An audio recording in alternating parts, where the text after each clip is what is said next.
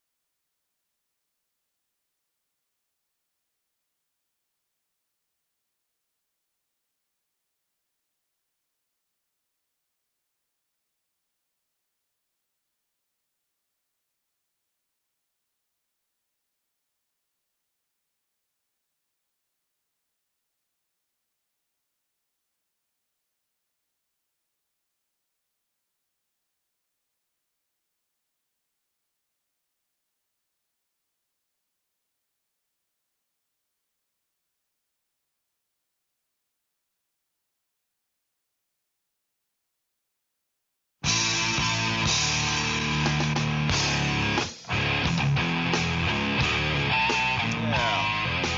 Hello, everybody. Welcome to the Detroit Cast. Usually with Mike and Jay. Jay is in court today. He's not been arrested. Don't worry. He's been helping. My partner, my normal partner, Frazier, is an attorney and does some side work from time to time. Okay. And he I has was a big hoping case. he was actually arrested. Yeah, I know. That would make It'd for be a better story, right? Yeah. Biggie is here, which is Oh, good. Biggie's good here. Good. Yeah, and the voice you're hearing there is the legendary voice of Frazier Smith. And Frazier, you'll be at Ridley's. I got a whole list of shit here to run through Sure. to set it up. So you'll be at Ridley's Comedy Castle, one of the great clubs in America, in Royal Oak, Thursday, Friday, Saturday.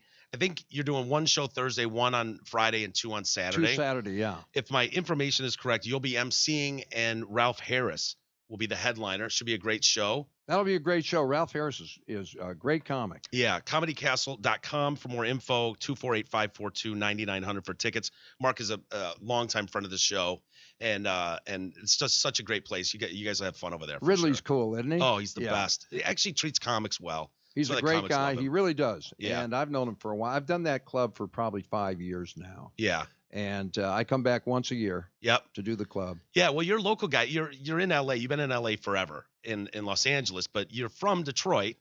And I've got limited time with you today. I'm so sorry about that. No, that's okay. I That's forgot okay. I had my podcast. I have a hockey podcast called Yeah. Puck Off.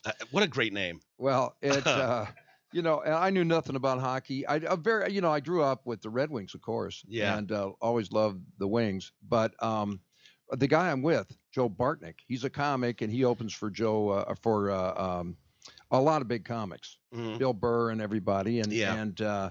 and I work with Joe, and Joe's a savant about hockey. He knows Yeah. everything. So That's what you need. yeah, you need somebody to carry Yeah. the weight. I do nothing. Yeah. I just go to commercial. Well, I was telling you, Darren McCarty. We don't does, have commercials, so Right. Well, Darren McCarty does his show, Grind Time, the Grind Time that podcast. is so awesome, man. out of the house studio here, and Tim works on that show. And Tim's Tim's a music guy, but he's not a hockey guy. So we've got a hockey guy and Darren and all that, but it works. So you Tim don't knows necess- how it is then, right? Yeah. Yeah. But McCarty, what a great player. Oh, I'm a huge fan. yeah. He's amazing. He'll be here later if you're kicking Man, around. I'd love to meet him. Yeah, he's a great dude. Yeah. So yeah, we got to get you doing that the Puck Off podcast a little bit, just a little bit. I'm sorry, now, I so- have to No, cut it's out all a right. little bit early for that. No, that's cool. So people that don't know, you are from Detroit, but moved out to Los Angeles. I think were having real success in Detroit. And then I don't even think you had a job offer yet and just went out to LA and landed at K-Rock. Do I have that right? Yep. Well, I got lucky there. I had the Firestein Theater guys. Remember them? Remember Firestein Theater? They were like Yeah, vaguely. they were like a late 70s kind of a Cheech and Chong type album-oriented comedy group. Yeah. They did my show, and they were saying, "Hey, you're pretty good. You ought to come out to L.A." So one day I just packed up and went.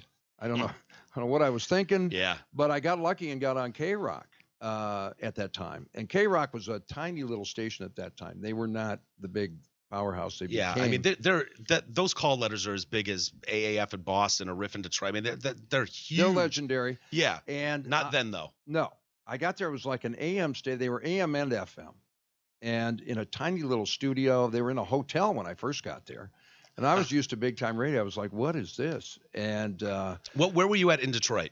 W4 or? I was at ABX, Mm. And and before that, I was in Ann Arbor, and then I was in Kalamazoo. I started in Kalamazoo because I was going to Western. Yeah, I worked in radio at Kalamazoo. Did ya? Yeah. I was on WYYY, which is what they were asking after they hired me. But I was working there for a while. It was an AM station, and then so I got on K-Rock right away because they said if you have the Firesign Theater guy with you, we'll put you on. Yeah. So I used his name to kind of get me on the air, and then I got my own show, and then it started blowing up because that was right when punk and new wave were coming in. Yeah. And so that station started playing them exclusively. We had Rodney Bingenheimer, who was kind of the the afternoon guy or evening guy? Well, he had a novelty show, but he broke a lot of big bands. Yeah, like name some of them, like Zeppelin. Well, he broke Zeppelin, The Who, nobody big, Bowie, all these big giant bands, and then he broke all the new wave bands too. He was the first guy playing Sex Pistols and. Is it true your first day there, you went to a party with him and the Ramones are there, the Sex Pistols? I met a couple of Sex Pistols, the Ramones, Malcolm McLaren, Deborah Harry, Tom Petty, and Petty, and none of them had product. None of them had any product out. That's unbelievable. It was amazing that these people, and Rodney says to me, they're all going to be huge. Yeah, and I was like, yeah, okay, Rodney, sure. Because you don't know. And that was what it was like at K-Rock in those days. They had so many artists that were starting to break. And I was fortunate enough to be able to break a couple artists, pretty big artists too. Yeah. Anyone we'd know of? Well, the story I always tell is that K-Rock was in this little tiny building. They were waiting to have some studios built. It was like a 2-story building. And this guy used to climb up the fire escape and climb in through the window. We had really good security. Sure. And then he would kick in the door to the studio. And he'd go, hey, man, you got to play my test pressing, bro. I'd be going like, get out of here, man. I'm doing a show. Dude. Get out of here. Show. Yeah. I kicked him out. Every week he would come back. And he was climbing up the wall. Through the fire escape. Yeah. In through the window. Yeah. And it sounds like you're making it up, but that's what really was happening. And it was David Lee Roth. So he's trying to get me to play his test pressing. And I go, dude, get out of here. I kept throwing him out. Yeah. And then finally I go, all right, man, to get him off my back, I decided I'd play it. And I played Ain't Talking About Love off the first album. Wow. And it lit up the phones. Back then, that's how you knew if you had a hit because you had the phone bank would light up. Yeah. And it blew up as soon as you played it. Blew up. Yeah. So then my boss couldn't yell at me. I was like, all right, dude, look, everybody's calling. So then we started How old playing is Dave at this point? I'm early 20s probably. They were a Pasadena band. Sure. And K-Rock was in Pasadena. Mm-hmm. So I guess he figured I'll go to the local station and try to get my record on. Yeah. Only David Lee Roth. Yeah. Could pull a stunt like that week after week. That's amazing. Yeah. What other bands? Well, I helped break Motley Crue. My favorite band ever.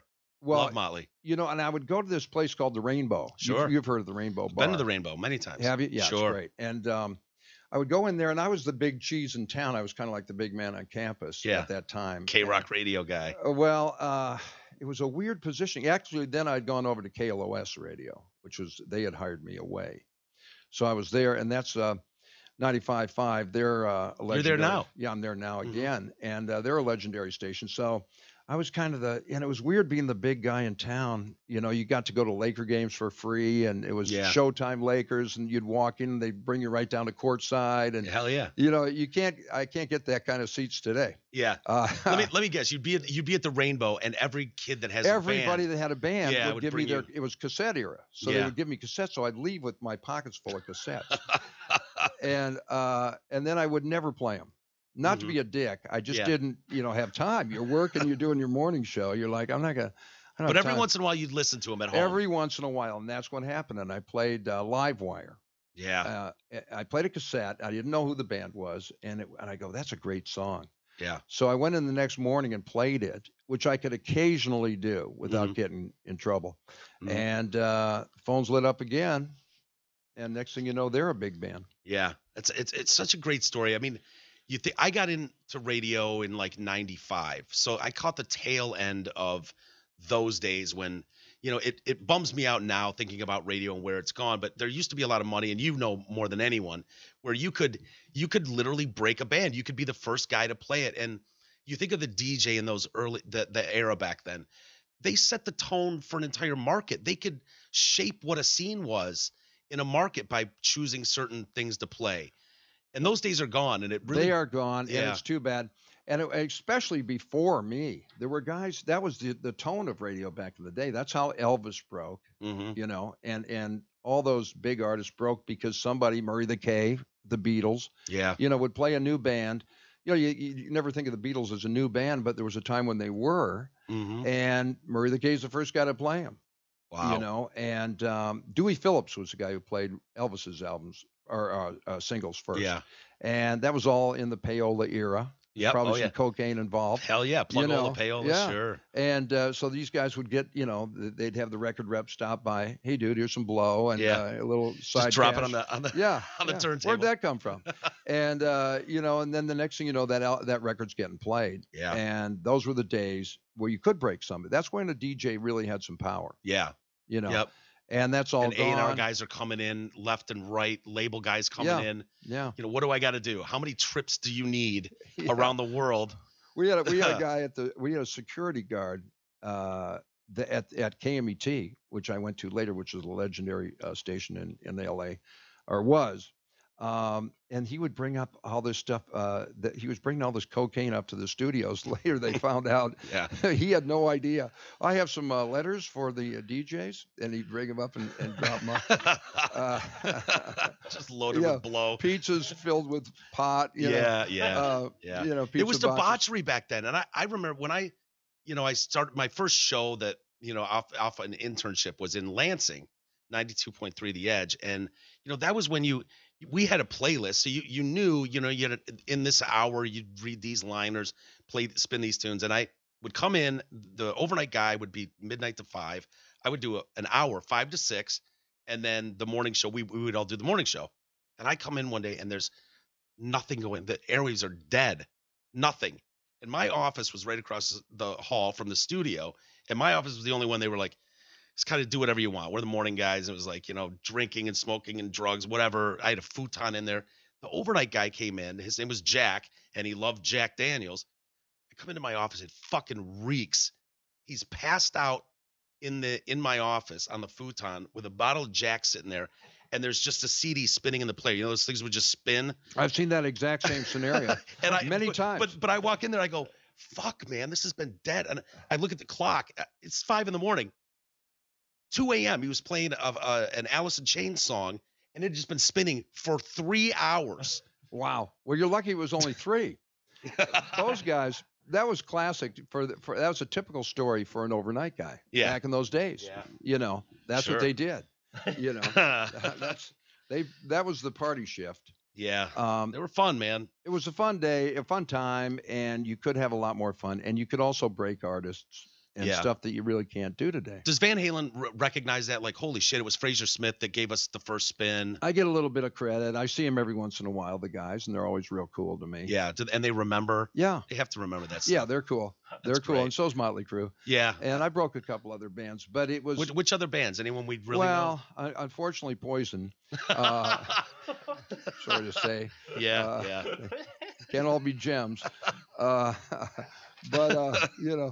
But no, they were cool too. They were real cool to me. Yeah, they're all nice guys. Yeah, sure. And they are. And that's about it. I probably a few of the punk bands too. Mhm. I used to play Black Flag early on my show, and and a lot of those bands I became friends with. I was friends with Henry Rollins and Black Flag early. Before, what a great guy to talk to. He's a super cool super dude. smart guy, very engaging. Yeah. Well, when I was when I went to high school, I went to 2 high schools. I was at Ann Arbor High first. It's now Pioneer High. And when I was there, Bob Seger was there.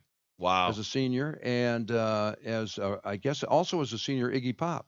Oh, no kidding. Yeah, who's good friends with Henry. Yeah. And so I knew Iggy a little bit. And then I went to U High, which is another high school in Ann Arbor. But in those days, we had a lot of music coming out of Ann Arbor, too. The Rationals were there. And Nugent was here. MC5. And MC5. And The Frost. And all those bands. Wow. Amazing, dude. It's funny. I was listening to your podcast. Is it called Too Hip? Is that your podcast? I was listening to your latest episode. Oh, I have a podcast? Yeah, I you didn't do. even know. Not I didn't know. besides Puck Off. Oh, they you must have podcast my radio show. Oh, probably. okay. Yeah. But it was I have funny. no idea. It was just the other day you were talking about the Grammys and you were kind of tongue in Oh, cheek yeah, ragging on the Grammys. yeah. It was good, and it was funny to me. The one because, with George Lopez was Lopez. Yeah, on it? Lopez was. I didn't get that far, but yeah, he was coming in. But you're like nonchalantly drop like, tomorrow night, Kiss will be playing at the Whiskey Go Go in full makeup, and I'm like, okay. Whiskey Go Go is a fucking tiny ass club. It holds what, a couple hundred people? Probably 250. Kiss and full. You just like blow by it like it's nothing. And I'm. Did you see the clip? The clip is awesome. No. It's awesome, man. Yeah. When you look at it, they look so good in a small room. Yeah. And of course that's how they started.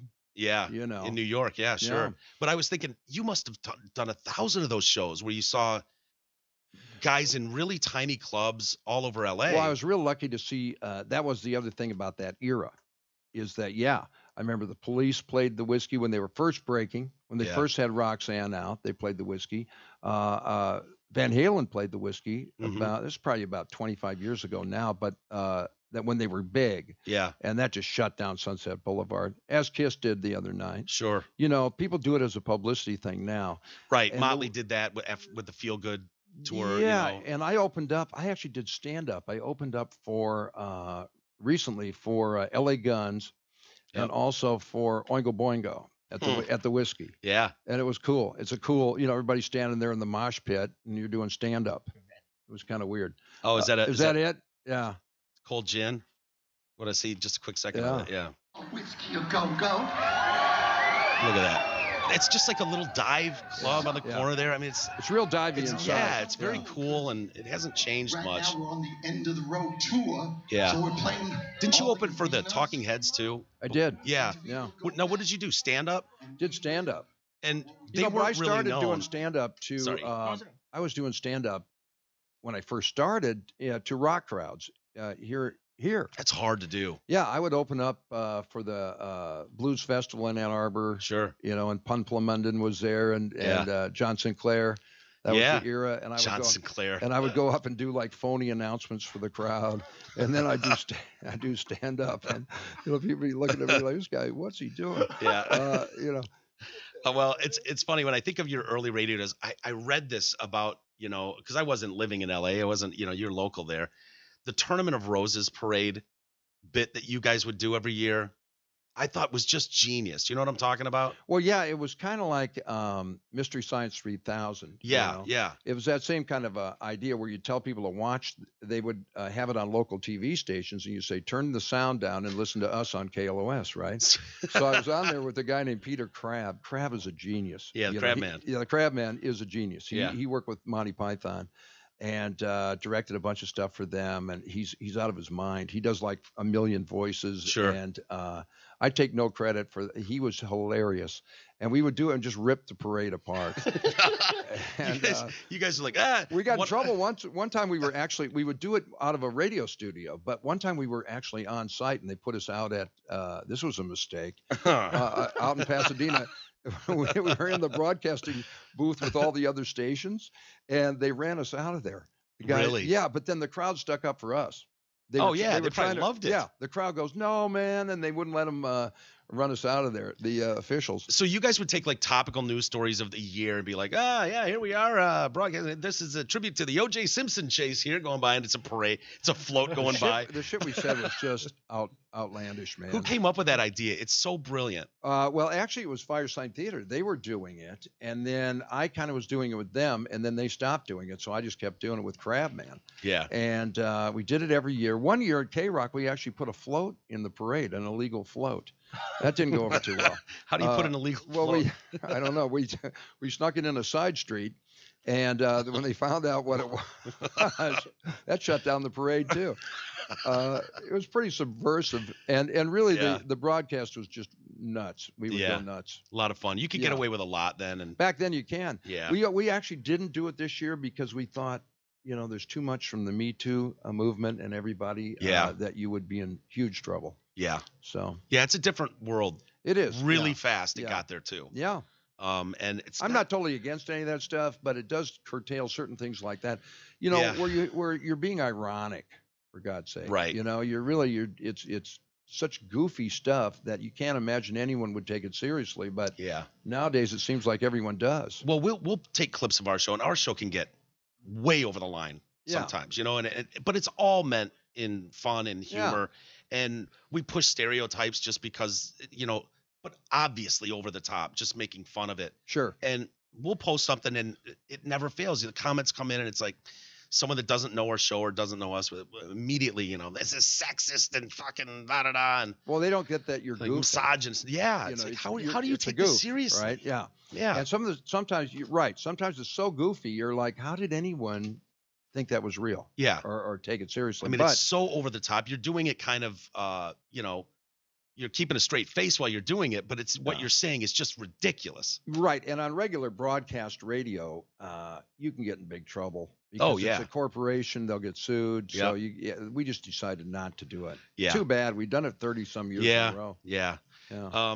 Yeah, it's too bad, and I don't know why, but comedians are under attack. It's not a great time. It is a great time to be a comic, but it's tough, man. It's tricky. The Me Too movement, Yeah. and every style of joke is viewed with this like it's serious, like they're not doing comedy up on stage, and it's really frustrating. Well, I imagine. when Seinfeld says he's not going to play any more colleges, and he's got the squeaky cleanest act of all, Sure. and he goes, I'm not doing colleges anymore because it's too PC. Mhm. Then you're having some issues. Yeah. And it is that way. It's just tricky as a comic. You have to work around all that. I keep saying fuck them. Don't just ignore it. Something else tomorrow will Well, I happen think that it'll- will take over the news cycle, I and think you're it'll done. blow back the other way. I a little hope bit, so. Hopefully. Yeah, I worry about that because I think it's really unfair to take a comic. If anybody knows the process of a comedian's work, they will do shows to a room full of 50, 100, 200, 400 people as they're working out what works. And then they get their show together. So it's like you can go in on any given night and see some horrible shit as the guy's trying to figure out how to work this. Sure. And then it's filmed and posted, and Louis C.K. went through that recently. It's really unfair. Yeah, It's not right. It is. And, it's the last bastion of free speech, Mm. really. It should be. You should be able to do your thing. Mhm. And especially since it is, that a comic going in is just being funny, just being goofy. That's the He's point. not, Yeah. he's not, it's not directed really at anybody, hmm and yet people take it so seriously nowadays. It is a little tricky. But it's tough because you think back to, they can shape society's views on things. Comics, in my opinion, serve a very important role, especially when you think of Carlin, Pryor. Those guys said shit that made people think. Bill Burr is doing that today, speaking for a generation. And I worry Well, about that going away.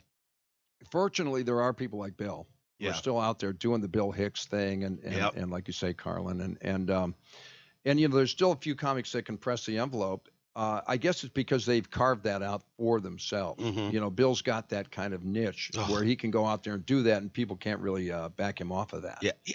You I know. saw him in Arizona a couple months ago. He said some shit that most comics would get in real trouble for. Oh yeah. He does not give a shit. He was going after women in sports and broadcast. It was hilarious, but it's like you got to be Bill Burr to be able to pull You that got to off be right able now. to. Yeah. And You there's know? only a few guys who really have that Mhm. license, really. Yeah. When I think of LA and the scene, the music scene there, when I'm always fascinated, like what was it like for you guys when you've got this 80s metal thing that takes over the world, the Motley Crue, Rat Poison, those bands that break, and then every asshole with huge hair and a guitar and tight pants moves out to LA and they are all over the strip. Do you remember what that was like? Well, there's a lot of bad hair bands. Let's Yeah. be honest, guys. Sure. And I knew a lot they were. I played celebrity softball with all these bad bands. They were awful. But it A got lot of 'em- cartoonish and clownish almost. That was the part I liked the best, though. It was the cartoonishness of it. Yeah. It was some of those bands. That was the fun part. Yeah. And a lot of them were bad, but then there were some really good ones. I just think it's like music's always been. It's kind of like it's a scene, and whatever scene is happening at that time, Yeah. that's what you're going to get. And Yeah. that's what you got during the metal era, where a lot of. And I remember KMET, the station I was on, they were a legendary station, and we went all metal. I remember my boss saying to me, "We're going to rock a little harder this summer." And I go, "What do you mean by that?"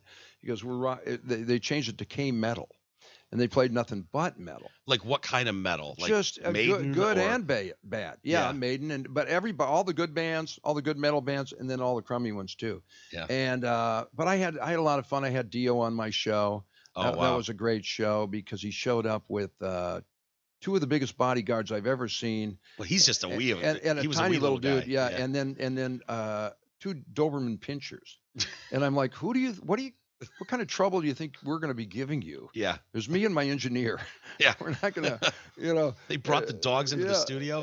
Yeah, and he sang on the show live. Wow. Yeah, we had a band called the Hallway Band, and it was just a pickup band that I had that was set up in the hallway, and he sang with the band. Really? Yeah. So musicians could come in. It was like, hey, dude, we're already set up to. Yeah, we were set That's- up so they could sing along with the band, and having Dio sing live on KMVT was just a thrill for me. Wow. Were Yeah. there other guys that came in that you can remember? That... Alice Cooper. Yeah. I remember Cooper came in. Cooper became a friend. You know, he's a Detroit guy. Oh yeah, yeah. he He's loves on Phoenix, Detroit. but yeah, Well, Phoenix too, but he always identifies with Detroit. for sure. You know, Yeah. in those Great early golfer days, too. at the great golfer at the Grandy Ballroom and those early Yeah. days, and he always points out that you could go to the Grandy and see him and the Who, and because whatever big band was playing at Cobo or whatever would come in and play the Grandy too, so you could see all those bands for like $5. It's incredible. You know, It's incredible. yeah, To think about. and he loves Detroit. But yeah, I remember Alice came in. There were probably a few others. I think Warrant, bands like that would Yeah, come yeah, by, sure. you know, and they would sing whatever they were, and we'd set them up with the Hallway Band.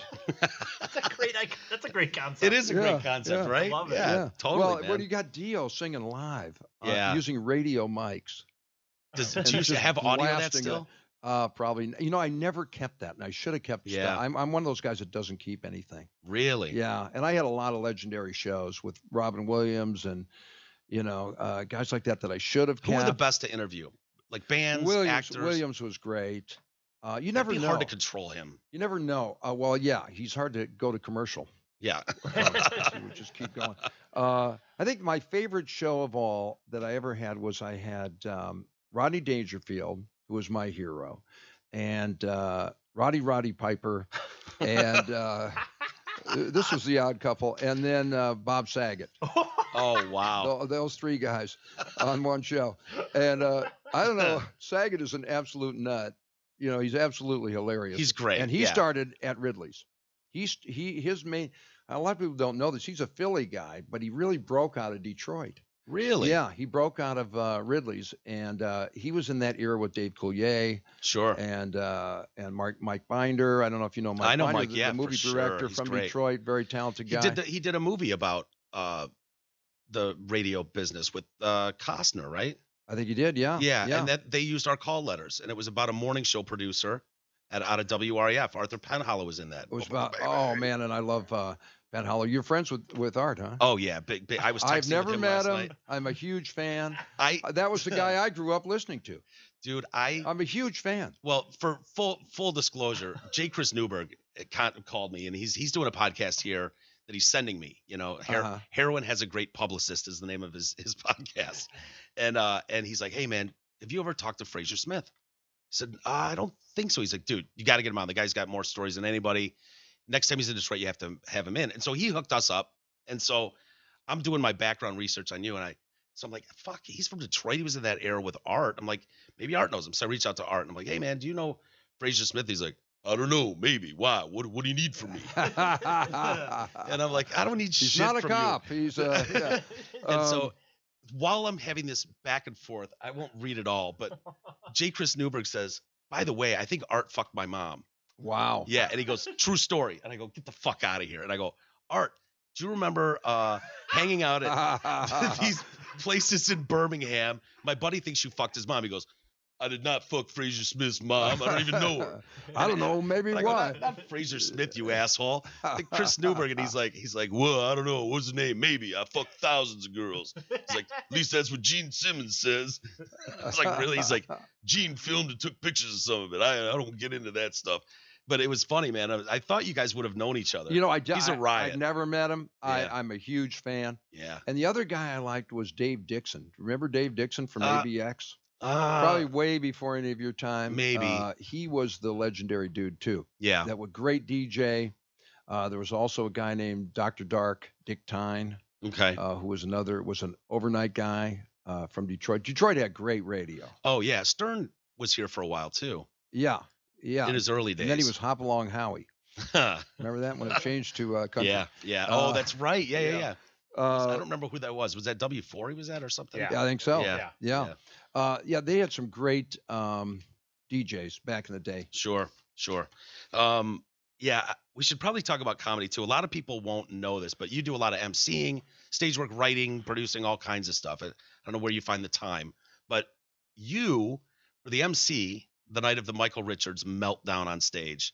You know, I told him to try those jokes, and apparently that Do you wasn't, have that? wasn't good suggestion, but This is brutal. If you don't mind, I'll play just a minute of it. I hadn't seen this in years. This was really fucking tough, man. And you know, I'll ask you about what it was like to be there that night. You want to go ahead and hit it? We play just a second of it. So 50 years ago, they had you upside down with a fucking fork up your ass.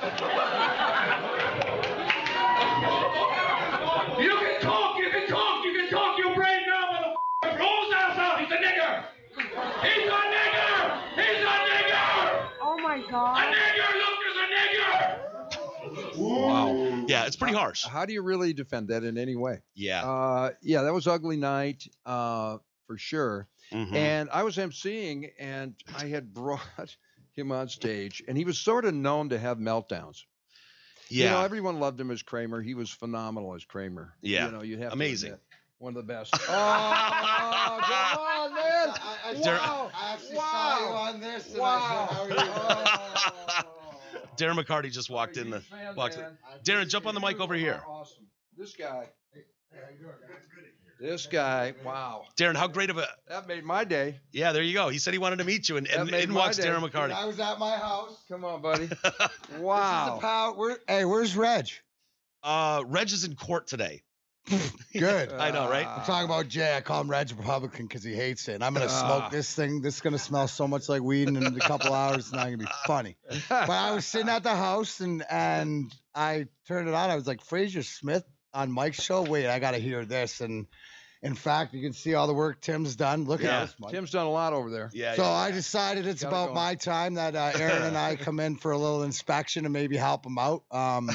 And I appreciate it. I heard the kind words you said. I and love you, man. I appreciate you're I'm a fan. you're I'm a a Detroit big fan. icon, bro. How did you get? Wait a sec. Listen. Okay, this is foster parent podcasting we do because my Grind Time show with the Detroit cast at Radio 1 Studios, right? I understand why I have to deal with this guy. How did you come across Well, Mr. I'm still Walton? wondering that too. J. Chris Newberg hooked us up. Oh, well, yeah, they're, yeah. you know, See? You know because, Newberg, right? oh, love him. Yeah. Actually, did you see my post the other day? Which one? Well, I had to go. I had to look for the biggest comedic voice or funny person I knew, which I hashtag Chris Newberg, and I said greatest mic drop ever. And I posted a picture of me and Mike Tyson the other day at convention, Dude, yeah. because I was asking for his approval, and he said absolutely. So Yeah. I love the way that this has gone full circle. Yeah. That's awesome. And it's an infinity circle. So we'll get next thing you know, see you got to weigh in, and I'll if you're around, we'll have to talk on my show for sure. Best Yeah. Red Wings ever. Oh, Yeah, during the Legend. glory days. yeah. Hey, speaking of that, I'm going to let you get back to your interview, but I'm going to update you on this because next week on Grind Time, I just had lunch with Josh Reel and Jenny Fedotenko, who are the producers for the Russian Oh, yeah, Five. yeah. Big news about that movie coming out.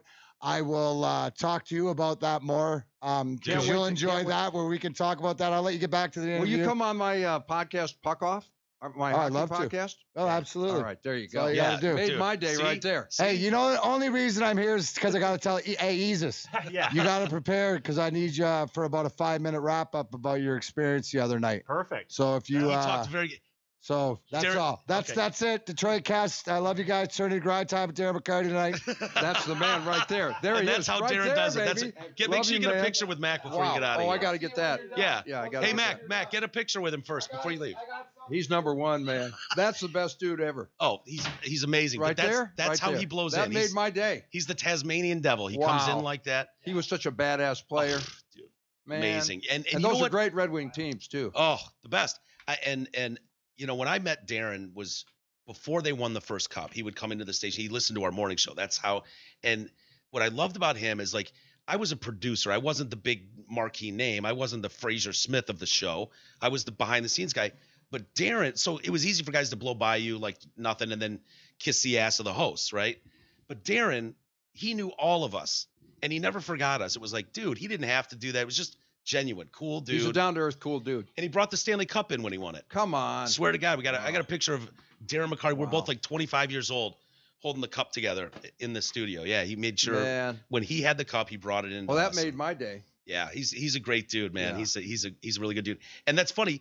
You're impressed by hanging with him for a second, and yet you've hung out with and like friends with Wayne Gretzky, and Gordie Howe. You know, I was very lucky to be able to hang with those guys. It was a charity thing. One of my greatest moments. And we'll get back to Michael Richards. I got to tell you about that. Yeah. But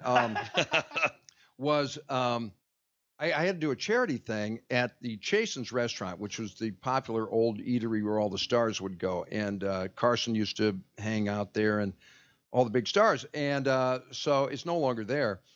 So I had this charity thing and I go and usually with charity things, you're like, do I have to do this? You know, I didn't really want to go.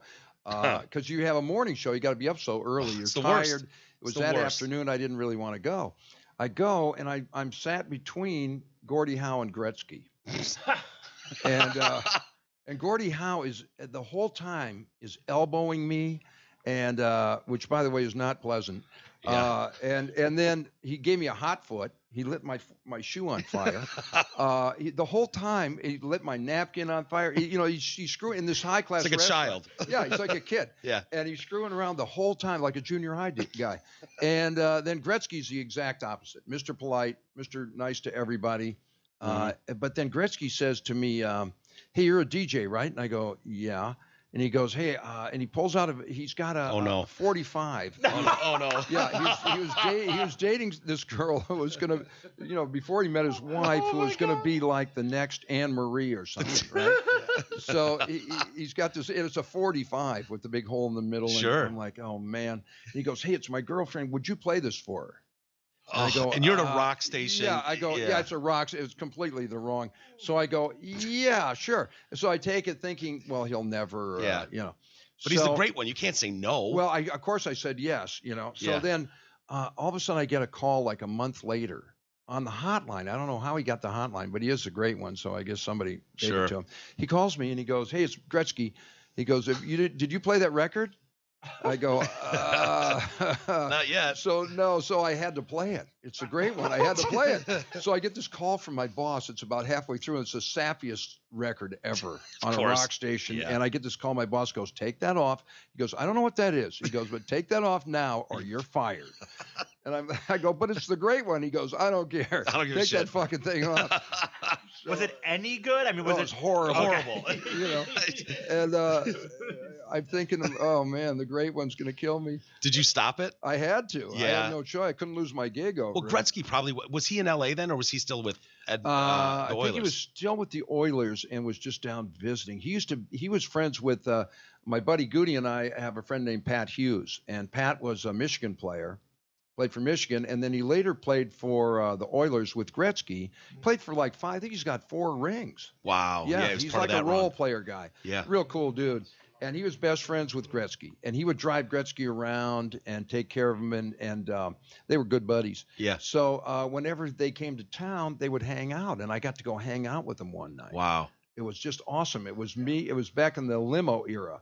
It was me, Husey, and Gretzky in a limo. Jesus. And we didn't you become aware that he was going to be I had in a feeling LA? then. I had a feeling then that they were kind of courting him. Yeah. And so when it happened, I wasn't that surprised.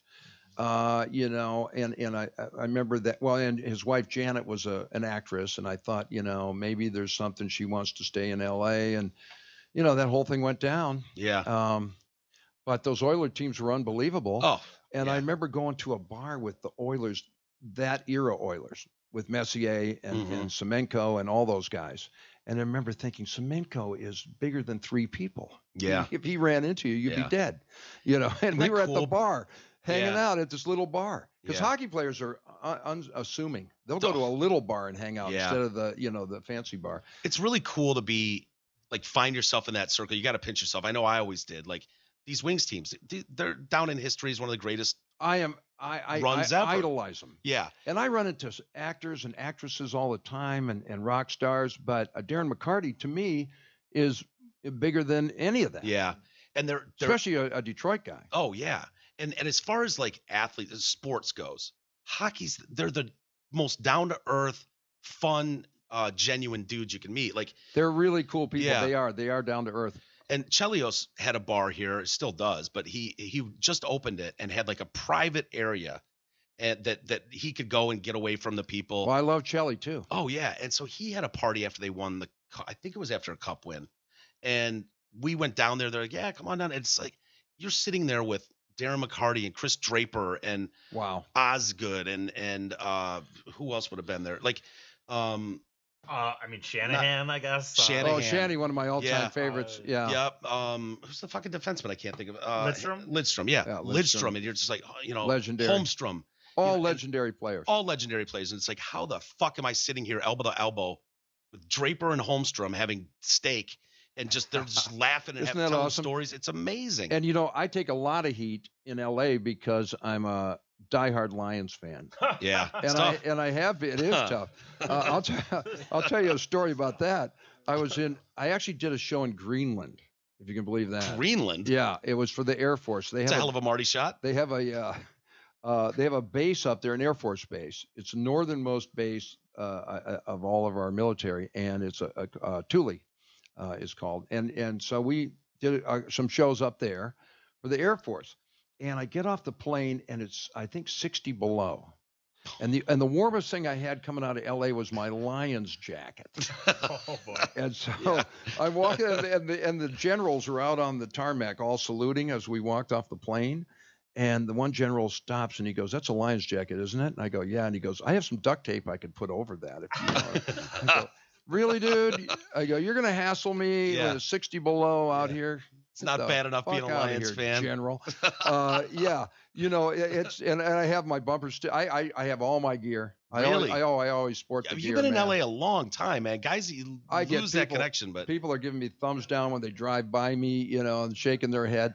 But I'll always be a Lions guy Yeah. because when I was 8, I went to my first Lions game yeah. with my dad Yep. at Tiger Stadium. They played at Tiger Stadium then. Mm. And I remember they were playing the Packers, and my dad knew the team doctors. So we got to go hang out. I met Ron Kramer. I met Night Train Lane. Wow. I met all the old Lions. So I'm diehard, Yeah. you know. For life. Yeah, For life. yeah.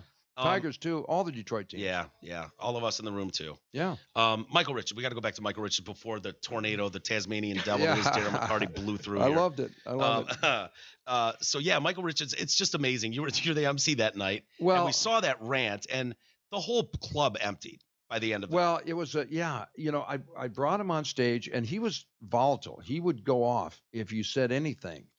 If you call him Kramer, he would go ballistic. Yeah, I'm not fucking Kramer. I'm a comic. My name's Michael. He'd throw the mic down, storm off stage. He was always doing stuff like that.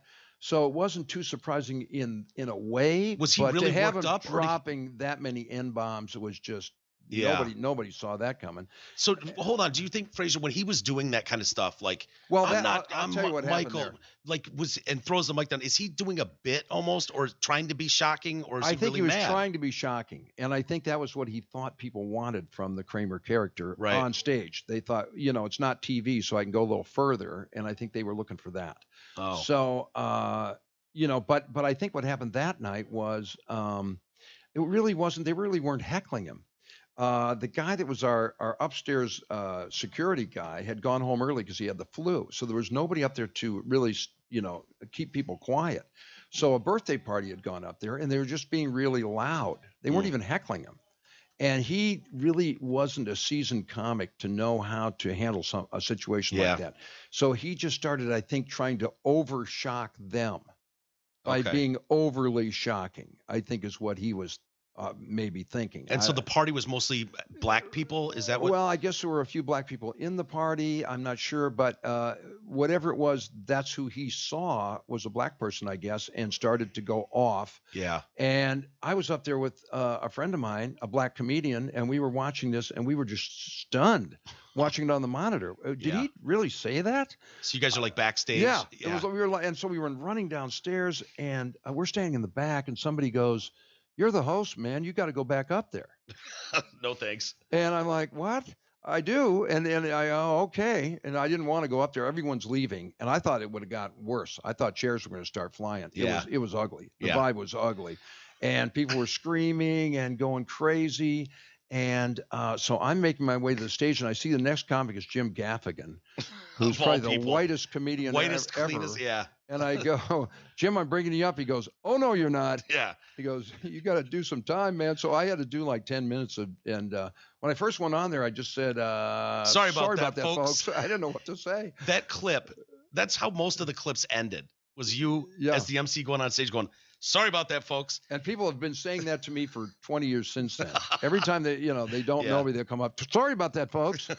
It became a, Did you see Michael that night after? just very briefly, he was upstairs shaking in his boots Yeah. and trying to figure out how to get out of there. Well, it appeared to me when I watched it, because that rant goes on for quite a bit longer than we just played there.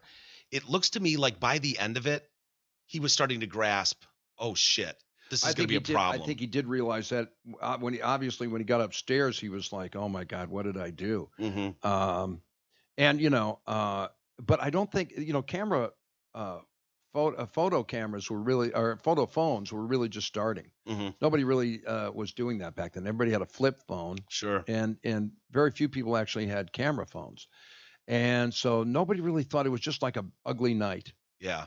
And then somebody did have it on tape, and that's what blew it all up. Ugh. And it was one of those first instances that you saw of a camera phone, a phone with a camera, and it blew it up all over the world. I was getting phone calls from all over the world. I was going to say that had to have set your life into a tailspin, because were you a morning guy at that point doing the morning show? Or? No, I was doing part-time radio. I had a weekend show, and Are you at K-Rock or KLOS? No, I was at or? a station called KLSX, which Okay. was no longer there. It was a classic rock station, and I was at that station, and I was a regular at the Laugh Factory as an MC. Yeah. So a story that I have about that is that I'd been pitching a TV show that I'd come up with to some pretty big producers. These guys had a show on TV, a network show, and I had pitched a show to them, and they were not returning my calls about my show. And I thought, "Oh, come on, man," and they weren't calling me back. So I'm driving around, and I get this call, and it's from their assistant. The assistant goes, "They need to talk to you right away." And I'm thinking, "Oh man, they love my they pitch love my idea. show. Yeah, yeah. They're gonna buy my show."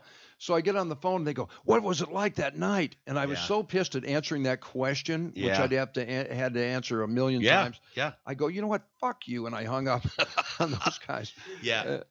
Thanks, bro. It's brutal to My get Lions hat. Thanks. to not see it coming, but get thrown into that, because I imagine your phone explodes. And when you've got an international story, nobody's prepared for that. Well, yeah, it was one of those things, and then they asked me to come on CNN and all these shows Sure, to talk sure. about it, and I didn't want to do that because I didn't want to throw the guy again under the bus. Right. He was always nice to me, and backstage and stuff, he was always friendly to me. So I thought, I don't want to go on and pile on the guy. Yeah. Everybody else is blasting him, and you couldn't defend him. Right. Can't defend those racist comments. Yeah. But so I just kind of backed off of everything. Yeah. It was an ugly incident. I don't know that the guy really meant what he was saying, I think he was trying to be shocking and outshock those people who were making noise. And of course, really the way to handle that is to go the opposite way and be quiet and don't say anything and play it down instead of playing it up, and they will eventually stop talking. Yeah. That's the Stephen Wright philosophy. You know, Stephen Wright, they always say, who's one of the best comedians. Oh, brilliant. They say that he got his low-key demeanor from when he started in New York clubs. They were always really loud New York bars, and he would try to talk over everybody, and that never works. So he learned to just kind of bring it down, and then everyone would stop and start looking at him. So there's actually a reverse dynamic there. You don't try to out yell them. You go the other way. A seasoned comic would know that. This guy really didn't get that. He was more of a comedic actor who was trying stand up, and that's why he couldn't handle that. Yeah. It's a tough night, man. It's a tough video to watch. And then I don't know about you, how you feel about it, but I thought it was made tenfold worse by going on Letterman via satellite with Jerry as the guest, like the next night. That did not work out. Oh, it's painful to watch. He handled that badly.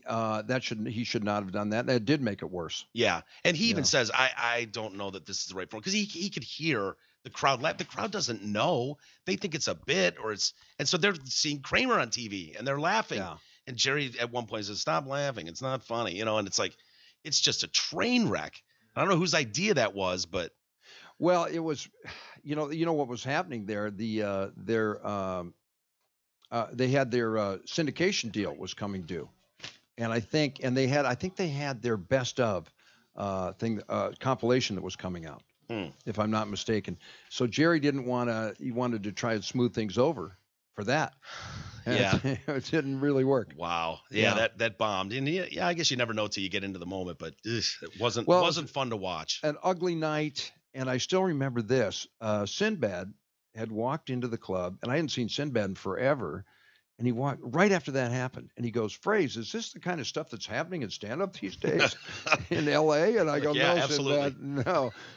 This is not happening anywhere. Well, in a weird twist, it kind of put the Laugh Factory back on the map. I mean, the Comedy Store was really the club. You'd know more than me, but if I'm not mistaken, Mitzi's club was the big dog. And no, you're absolutely right. That was excuse me, that is exactly what happened. Yeah, it put them back on the map. Was it Jamie Masada? Masada owns the Laugh Factory. He owns Laugh Factory, and I think Jamie thought this was going to shut him down for good, and it was the exact opposite, because everyone saw their logo worldwide, huge, and that was a huge advertising moment, branding moment for Jamie.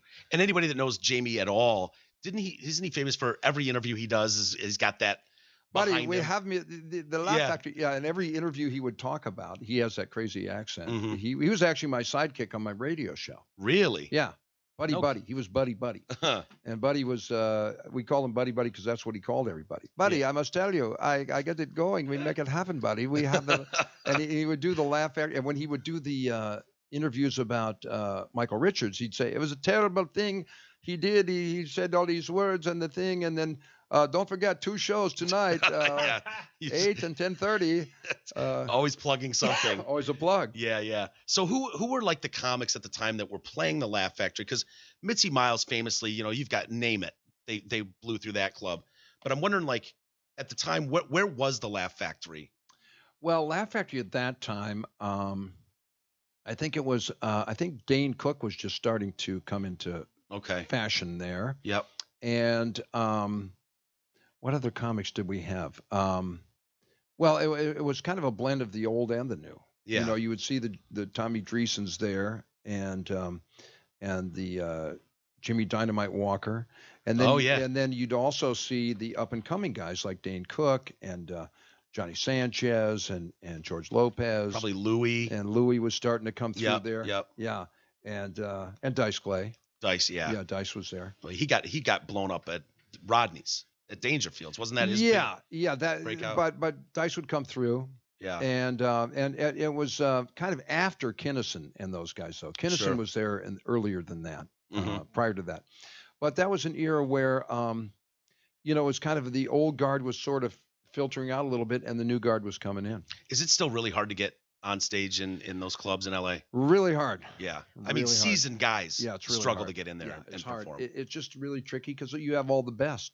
Yeah. That are there. Yep. And and I'm trying to think. I'm trying to think of a Detroit comic. He's such a great comic, Dave Oh, Landau. Landau. Yeah, he's been in Oh here. my It's God, fucking amazing. what a great comedian! I'm going out in 2 weeks to do his show in New York. Yeah, I him hear and he's Anthony. hitting it big Crushing, with yeah. Anthony, and that's Yeah. fantastic because Yep. Dave is such a talented. I've done dude. that show twice. Dave was there once he was on the road, but Amazing man, comic. he came in here just like you and just murdered for an hour and a half. He's It a was hilarious great. guy. Super and nice guy A too. really down to earth, nice Mhm. kid, man. Yep. I'm glad he's doing well. Yeah, me too. And really, he came out and killed it right away out in L.A. Mhm. He got on everywhere. 'Cause when Really? you're that good, you can get on anywhere. Yeah. I went and saw him a couple weeks ago in Ann Arbor, the showcase there. Did you? And yeah. I didn't know because I'd known his stories. He told those stories here, and it was like, what is he gonna do? And I was shocked at how good he was. He's a talented I kid. texted him afterwards. I was like, dude, that you're gonna be an international comic at some point. Well, yeah, and, He's that good. and a lot of good comics came. I work with Tim Allen a lot now, Yeah. and Tim and I are friends. And he started at Ridley's. Yep. So did Dave Coulier, Mm-hmm. and guys like I mentioned Saget, Yeah. guys like that too. Shanling too, I think. Shanling did a lot Really? of his early stuff at Ridley's, if I'm Wow. not mistaken. Yeah, and they were all buddies. And Tim Allen has really gotten back into stand-up recently. Mm-hmm. He got a show back on at Fox.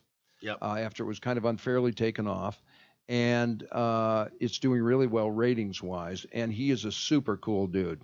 Can you I explain? went to Western with him. Did you really? Yeah. Were you doing blow with him back then? Yes, I was.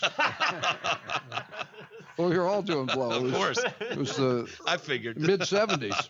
Can Pretty you, bad blow too, I got to admit. I'm sure. Yeah. Well, nobody can answer this question, but I'm dying to know, how does Bob Saget get away with what he gets away with? And I know you're kind of in a rush here. I'll try to wrap it Well, up. But no, I'm enjoying your he's podcast though. Disney, he's fucking family, he's children, and he's brutal on stage. Well, he is the Brutal. opposite of his character on TV, and I think he loves that. I think he loves that I've heard because him talk on stage about fucking the Olsen twins when they were children. Like, well, that he's brutal. totally inappropriate. Yeah. and I think he loves that because it's a flip flop. He's so squeaky clean on TV that Yeah. he feels a release, I think, of freedom when he can just go off. but most guys, you're waiting for that moment when they say something inappropriate. It's like, oh, the Full House guy said this, and they're done. No one wants to work with it. It's like that guy travels the world and is brutal on stage. Oh, the guy's Hilarious, insane, man. but brutal. He is completely different. Yeah. And he's a really talented guy. Bob is really kind of a free associator Yeah. of the highest order. Yeah. He's like a Robin Williams in that regard. He can come off the top with all kinds of stuff. It's usually really dirty, Mhm. and he loves it because it does kind of take a complete different direction to his TV stuff. Mhm. You know. I know you're in a hurry, but can I do one more with you here? Sure. I don't know that I'd want to be a comic and have you introduce me, because not only was Michael Richards' incident happened, you were there for Daniel Tosh and the rape joke that exploded all over the world. I think you were the MC. What that is it night. with me, Mike? Yeah, what's going on What is here? going on? I'm ruining everyone's career. Well, not intentionally though. And I've ruined mine several times. Supposed to. Yeah, I guess you have to. Well, that was another weird one where Daniel, if you know Daniel, he's a really wonderful guy. Yeah, he would Tosh never, point oh. Yeah, he's just Yeah. a super cool dude too. And he would never make a real rape joke. He is being ironic. And that's, Mhm. I think, the thing that's really tricky about the whole PC thing is irony is not included. Right. When you get a guy like Intent that. either. Yeah, exactly. Everything he does is very sardonic, very sarcastic. Sure. Anyone who knows him at all. Should we knows set that- the stage for people and let them know if they don't know what happened? You can tell it or I can tell it. Well, you go ahead and tell it because I probably have forgotten half of it. Well, Due to that bad blow back at Western. I believe he was at the Laugh Factory. You brought him out. Yeah. And he's doing something. He mentions rape somehow, and someone in the crowd gets pissed, a woman, and yells something. He said, wouldn't it be funny if that girl right there was raped like right now? Like 5 guys came up and raped her right here in front of the stage, or something along In those the lines. parking lot on the way home or Right, something. right. Yeah. And the crowd all got it. They were laughing their asses off, and her and her friend went home, and her friend wrote a blog about it. It blows up, and now you're reading it in transcript form, and it sounds horrible. Well, it does sound horrible in transcript form, but that's what I meant about irony not included. He was obviously being sarcastic. Yeah. That is his style, and everyone knows that. And he's a pretty big star, so everyone should know that that's what he does. It's not like new news. And I have a feeling she knew it too. It was just a way of getting some buzz. Yeah. Because he's obviously not going to make a pro rape joke. Who would? Right. Yeah. No of one's course. going to do that. So, it's just one of those unfortunate things that happens to someone these days with the PC thing, because it can go too far, I think. Oh. Obviously, he was kidding, and maybe not the best subject to kid about, but it was just one of those things that happened. It came up, and then he followed it up with that. It was, yeah. The funny thing about that night, if I'm not mistaken, is I don't think he was supposed to be on stage. He wasn't supposed to be on Yeah. stage, and Jamie kind of, talked him into it. I In thought fact, you talked to me. Well, I didn't That's talk what him I into heard. it. Jamie was standing at the side, and he was going, Frazier, bring up Daniel. He wants to come up. And I'm thinking, does he really? Because he had said Yeah. earlier he didn't. He was just stopping by to see his buddy Dom Herrera. Oh, okay. Dom and he are good friends. And I go, really? So I go, well, okay. And I introduced him, and he did not really want to go on. Oh, Yeah. boy. And so this is one of those really bad nights. I hope Danny's not mad at me still. Yeah. That's great. You just don't know. Yeah, that's great, man. Are there any other incidents you can think of? Because there was a long period of time where, you were talking about, cell phones weren't around, cameras weren't around. Are there any incidents that you remember that was like, oh God, thank God that happened when cameras weren't around? Well, I just remember some early incidents with Kinnison that were, where Kinnison, I mean, you can just imagine. Right. Sure. And what we used to do with Kinnison that I thought was fun was at the end of the night when we wanted to go home, we would put Kinnison up to scream at people before anybody knew who he was, right? And he would go around and just scream at everybody. And these yuppies in the audience would be like, honey, get your coat, we're leaving. This guy is out of his mind. He could clear a room. Yeah, he'd clear the room, and we could all go home. And so that's what we had him doing. And then later it became a thing of like, oh, this guy's pretty good. Yeah. That's what made him famous, that whole thing of him, Yeah. blasting people. Yeah. We'll let you go on this one. You're regarded as one of the great interviewers in our industry. And I'm curious, what do you think it is that makes a great interviewer? Well, they always say that Johnny Carson was great at that because he would listen. Yeah. And if you watch the old clips, I love to watch the YouTube clips with him and Rodney Dangerfield because I love Rodney. And Rodney would go on there, and Johnny would set him up, like you're setting up someone in volleyball, Mhm. and then he'd let Rodney spike it. He just let Rodney go, and he would just laugh and laugh and laugh, and then he would come in at an appropriate time with another question. Yeah. And I think that's the real key, is listening Yep. to whomever you're talking to, not trying to be the star of it. You let the other person be the star. That's their moment. That's why they're there. Yeah. And then you kind of interject when you can. You're a very good interviewer, and Thank you you. don't over talk. And then you wrap it up, and try to wrap it up succinctly. And Yeah. that I think helps too. But really what it is it's letting the other person shine. Mhm. And being willing to do that, Yeah. and not having that ego thing of like, I got to get this line in here. I got to say something funny. I think that's what the comics always say to me. They go, well, we don't sometimes like going on morning shows because the morning show hosts, not always, but they'll always try to out funny Zoo them. guys. Yeah. The Hey, zoo. did you hear? There was a great thing with I think it was Martin Short. It might have been. I think it was Harry Shearer actually Oh, when he wow. was on Saturday Night Live, and he did a great thing with Howard Hessman, who at that time was KRP. It shows you how old I am.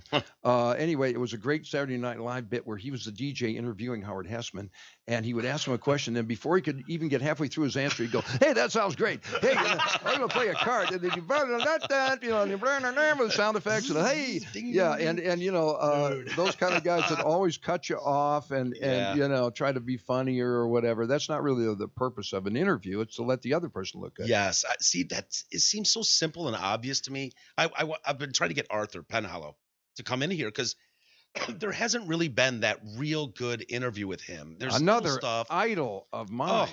He's in the Rock and Roll Hall of idolize that Fame. guy.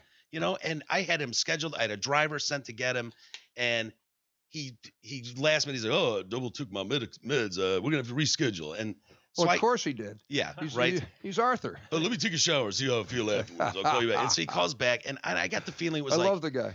so do I. And what it was in the end, it was more that he was like, what does anyone give a shit what I have to say? You know, my stories and blah, blah. And I was like, Art, are you fucking kidding me? Are you kidding me? And I just said to him, I said, Art, if you come in here and the interview sucks, that's my fault, not yours.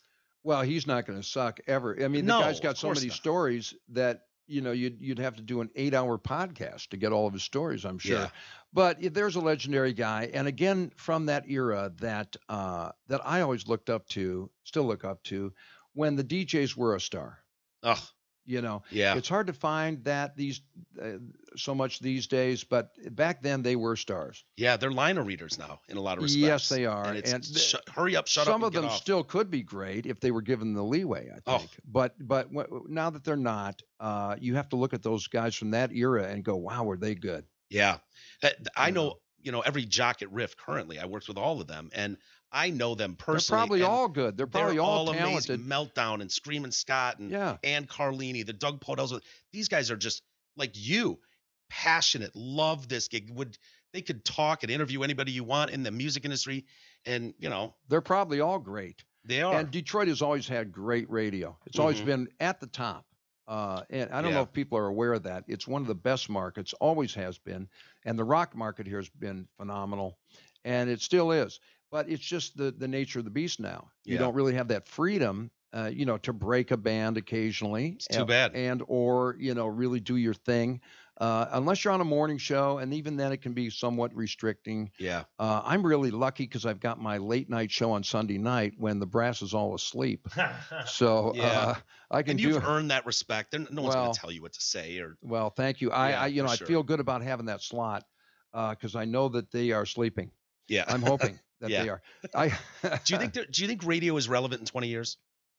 Well, you know what? Podcasting seems to be you know, quickly taking it over. Yeah. I think one thing that I do notice is that maybe radio will learn something from podcasting. Yeah. And that is that conversation is intriguing to people. Mm-hmm. You know, people like to hear real conversation. Totally. They like real as opposed to canned. Yes. You know, and I think that And 3-minute interviews and out. well, that's what I mean. And those Yeah. canned presentations Ugh. have you know, the public is not stupid. They know. Yeah. And they aren't stupid about music playlists either. Let's be honest. Yeah. The public knows a lot about music. They know a lot more than I do. I'll Yeah. tell you that much. Yep. I talk to radio fans all the time that know so much more about bands than I know. And I'm like, wow. And we're limiting our playlist for them because we don't think they can handle it. Yeah. No, They I know a know. lot more than I do. And, you know, and it's true. I think that hopefully things will come back around on radio and they'll let the performers perform. You know, you hear it on sports talk radio. That's where I think Yeah. I think radio right now is at its best performance-wise with sports talk people because they are still allowed to have an opinion. It's kind of limited to sports, obviously, but they can kind of riff a little bit and do their thing. I hope that radio becomes more that way because I think that's the intriguing part about podcasting. Yeah. I think podcasting is going to run roughshod over radio. Well, I it's so just much don't- more interesting to listen to. Oh yeah, you can do whatever you want, how you want to do it. There's no Yeah. FCC regulation. It's just there's a lot of positives to it because when I Michael started Richards this, could even have a podcast. exactly. You know. When I started, there's no way a There'd be Frazier 3 Smith listeners, but would come in my house and do this. There's no way Darren McCarty would come into my house and do this. But now I can deal with Fox, HBO, CBS. Frazier Smith can come in here. well, you know, the thing about it is, Mike, also, you know, this Puck Off podcast that we have, it's Yeah. kind of limited to hockey fans, really, but it's worldwide. Yeah. And I didn't want to do it. I was one of those old radio farts who was like, oh, man, you know, I'm a radio guy. Yeah. Podcasting, what's that? You know, so then you know, by the way, well, I'll tell you about that in a minute. You know, so I was like, I don't want to do this. And then I got on there with Joe Bartnick, and Bartnick is such a genius about hockey. Yeah. You guys got to listen if you like hockey. Check out Joe Bartnick and Puck Off. It became a lot of fun. All of a sudden, we have fans all over in Canada. Yeah, you're not tied to a tower. Well, yeah, all over the world. And then I've got fans in Boston and Philly, New York, Yeah. all over Canada. And we're planning a tour. We're going to try to go on a tour, the stand-up tour, with me and Bartnick and Ian Bagg. I don't know if you know Ian Bagg, but he is a unbelievable stand-up comic. You should take McCarty.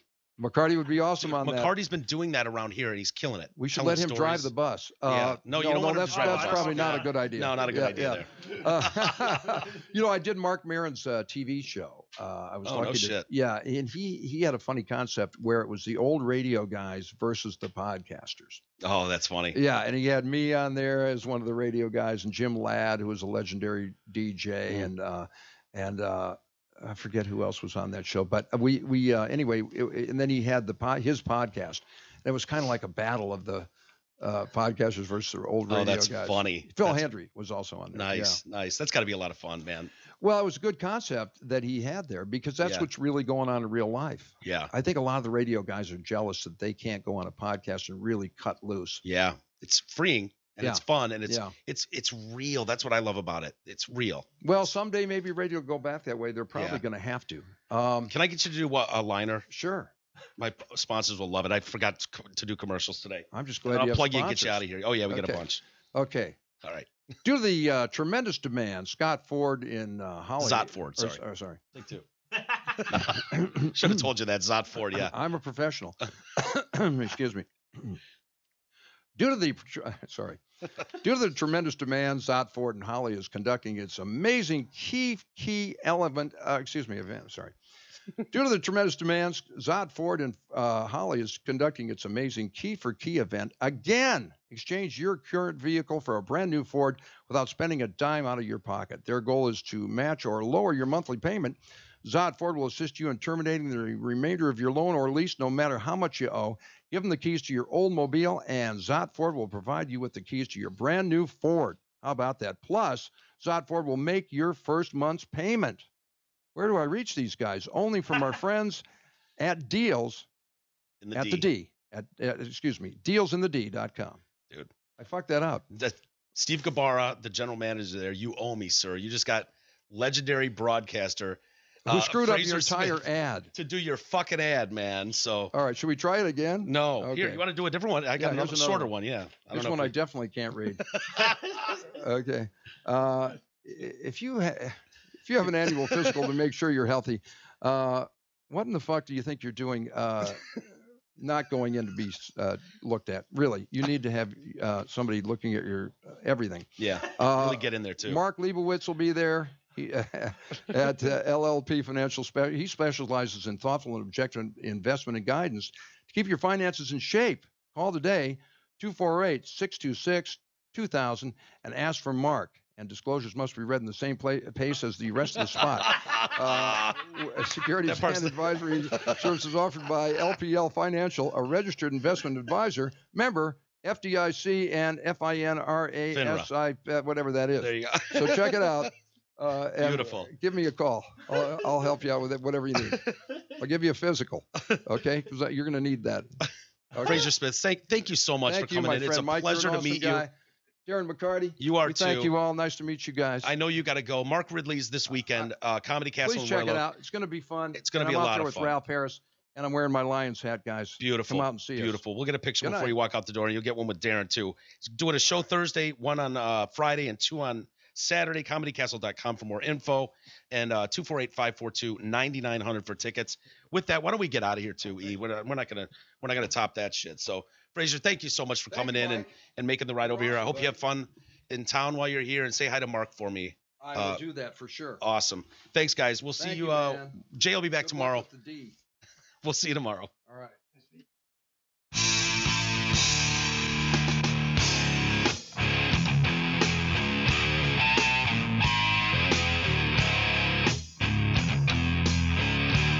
You've been listening to the Detroit Cast with your hosts, Mike and Jay. From all of us at Radio for One Studios, thank you for listening. And as always, thank you, Detroit. Listen to God.